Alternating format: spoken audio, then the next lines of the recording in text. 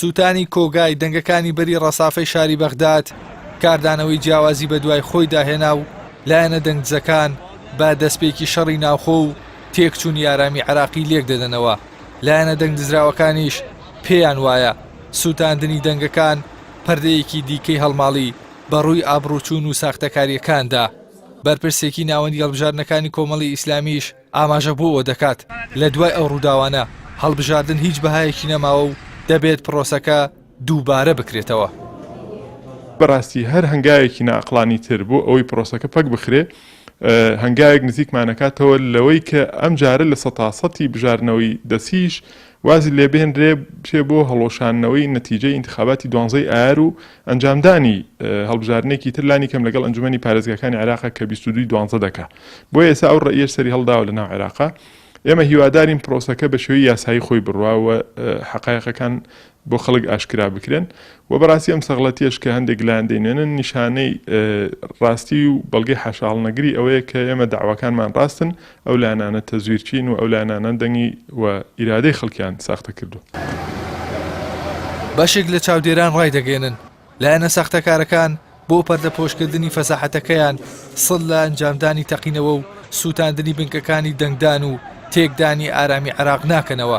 بەڵام ئێستا دۆخەکە گۆڕاوە و جگە لە چوار لایەنە کوردیەکە سوننەکان و بەشێک لە شیعەکانیش داوای هەڵوەشاندنەوەی ئەنجامەکانی دەنگدان و دووبارەکردنەوەی هەڵبژاردن دەکەن. هاوکات ئەندامێکی یاوپەیمانی بۆ دیموکراسی و دادپەروەریش دەڵێت دەبێت دادگا و پەرلەمان بە ئەرکی خۆیان هەڵبسن و جارێکی دیکە هەڵبژاردن ئەنجام بدەنەوە.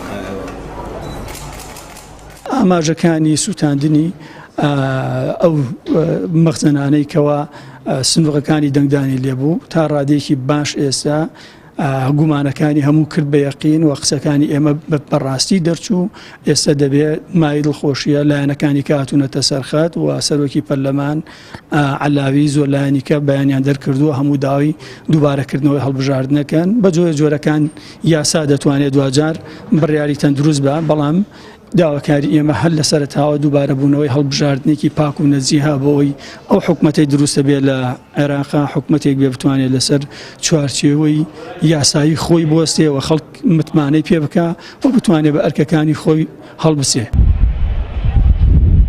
بە بڕوای چاودێران تەقینەوەکانی بەغداد و کەرکووک و سووتاندنی ئامێر و سندوقەکانی دەنگدان لە بەغداد ئەو ڕووداوە بەرنامە بۆدا ڕێژراوانە بوون کە تەزویرچیەکان دەیکەنە بیان و بۆ شەرعیەتدان بە ئەنجامەکانی هەڵبژاردنەکان.